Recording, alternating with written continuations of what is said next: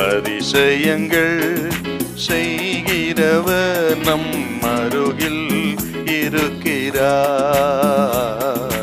அற்புதங்கள் செய்கிறவர் என்றும் நமக்குள் வசிக்கிறார். யோவான் 19:25. இயேசுவின் சிலுவையின் அருகே அவருடைய தாயும் அவருடைய தாயின் சகோதரி கிளையப்பா மரியாளும் மகதலேனா மரியாளும் நின்று கொண்டிருந்தார்கள்.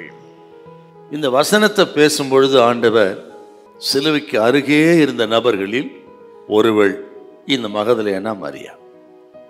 பகலில் சிலுவைக்கருவே இருந்தால் இயேசு உயிர்த்தெழுந்த பொழுது அதிக இருட்டிலே கல்லறை கருகேவும் இருந்தவள் இவள் தான்.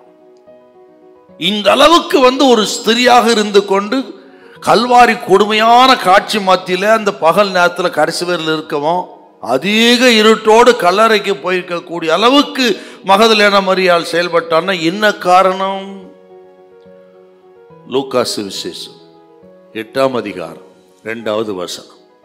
7 பிசாசுகள் நீங்கின மகதலேனா மரியாள் என்னப்பட்டவளும் இருந்தாள். அப்ப இவளிடத்திலிருந்து 7 பிசாசுகளை கர்த்தர் விரட்டினார். 7 பிசாசினால் பிடிக்கப்பட்ட ஒரு ஸ்திரீ என்று சொன்னா இவன் நிலைமை அவ்வளோ பரிதாபம். பிசாசினால் அடிமைப்படுத்தப்பட்டு வாட்டி வதைக்கப்பட்ட இவளை இயேசுநாதர் இறங்கி 7 பிசாசுகளை விரட்டி விடுதலை ஆக்கினார். அந்த அன்பு நிமித்தம், நன்றி கடமை நிமித்தம் கண்ணீரோடு சிலுவைக்கு அருகே நின்றவள் மகதலேனா மரியா. ஒரு காலத்தில் நீங்களும் நான் கூட பிசாசுக்கு அடிமையா இருந்தோம். பிசாசின் கிரிகளுக்கு அடிமையா இருந்தோம். இருளுக்கும் அந்தகாரத்துக்கும் பலவிதமான அடிமைத்தனத்துக்கு இருந்த நம்ம ஒருவன் எதனால் ஜெயிக்கப்பட்டிருக்கிறானோ அதற்கு அடிமையா இருக்கிறான். பிசாசின் கிரி நிமித்த அநேக காரியங்களுக்கு அடிமையாக கிடந்த நம்ம பாவத்துக்கு அடிமை, சாபத்துக்கு அடிமை, விக்கிர ஆராதனைக்கு அடிமை, பலவிதமான அடிமைத்தனத்துக்குள்ள நம்ம கிடந்தோம். நம்ம எல்லாம் கர்த்தர் இயேசு ஒரு நாள் ரிலீஸ் பண்ணி விட்டாரே. மகதலேனா மரியாளை காட்டில் அதிகமாக நன்றி செலுத்த வேண்டிய நம்ம தான்.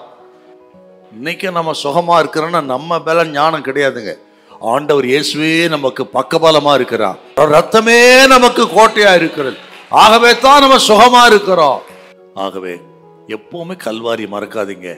நம்ம ரிலீஸ் பண்ணி விட்ட அந்த அற்புதமான நாளை மறக்காம நன்றி செலுத்துங்கள். தினந்தோறும் தினந்தோறும் ஆண்டவருக்கு நன்றி செலுத்துங்கள். கர்த்தர் உங்களை கைவிடவே மாட்டார். ஹல்லேலூயா, ஹல்லேலூயா.